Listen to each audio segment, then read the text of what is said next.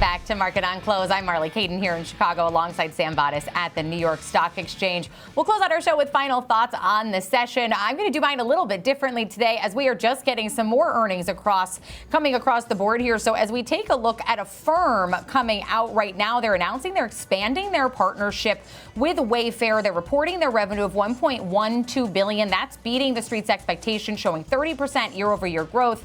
EPS coming in at 37 cents. That's also beating estimates. Gross merchandise volume coming in ahead of expectations as well at 13.8. We are seeing Affirm move slightly lower, though.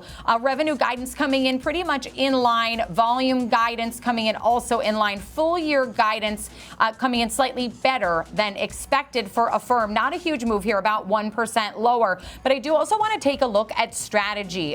Formerly MicroStrategy, they're putting in their report right now. And of course, amid this Bitcoin sell-off that we're seeing, they reported fourth quarter revenue of $123 million. That was up 1.9% year over year. It did meet expectations. They posted a loss, however, of $42.93 per share, significantly wider than the $3.03 loss per share in the year earlier, and missed expectations for just an 8-cent lost.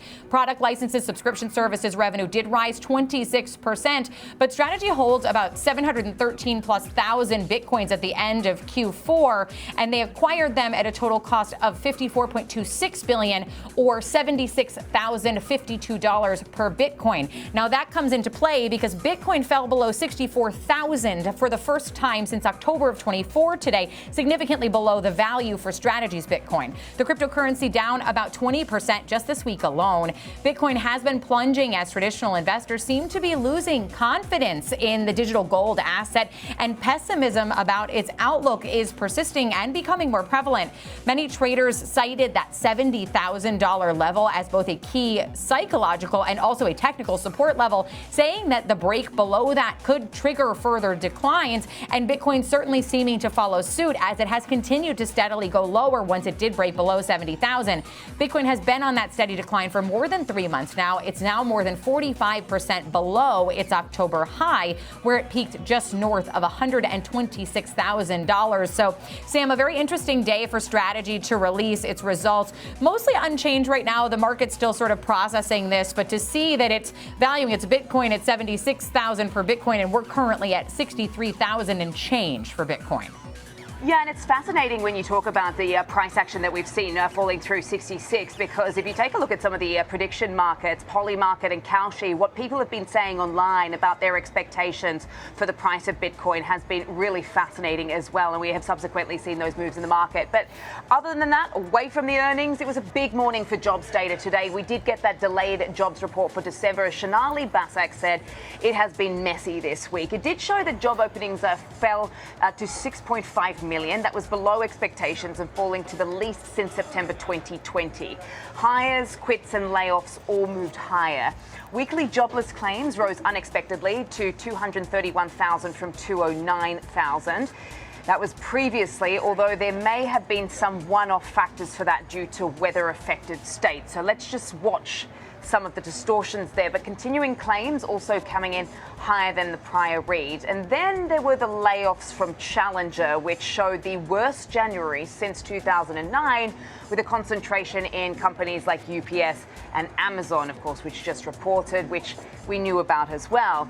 But as Liz Ann Saunders put it to me today, it's a bit more nuanced than it appears on the surface with this labour market, but it's important to keep an eye on whether we're starting to see some cracks in the low firing part of that low hire, low fire equation. So we need to watch the trends here. Let's keep in mind, Powell & Co. did note the upgrade to the labour market than the last FOMC, suggesting they saw less downside risk and would go meeting by meeting. I don't know if this changes the narrative there, but heading into tomorrow, Marley, we made it, nearly. It's Friday tomorrow. What are you going to be watching out for? Oh, I'll be keeping an eye on Amazon, Sam, with that massive CapEx that they announced, that $200 billion, to hear what they say on the call, how the street reacts to that number, where they plan to spend it, if they even even tell us that. They also missed on EPS, so a mixed quarter here. KG is saying, and I quote, it's really not a good report at all. So will be interesting to see what that action looks like tomorrow in the markets. Their fiscal year 26 operating income guidance missing expectations as well.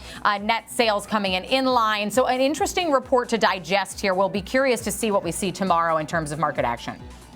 Look, we've seen the punishment with good and solid earnings, Marley, let alone not a good quarter at all, according to KG. So let's see some other names to keep tabs on tomorrow, perhaps the Centene. Particularly given some of these policy announcements around affordability and Toyota, getting a bit of an update on the automakers as well in the face of some of these tariffs. We'll also get UMISH consumer sentiment. Let's see how people are feeling about some of these kitchen table issues, Marley. Yeah, certainly going to be another busy day for us, but it'll be the last day in the week. For today, that's going to do it for us, though, on Market on Close.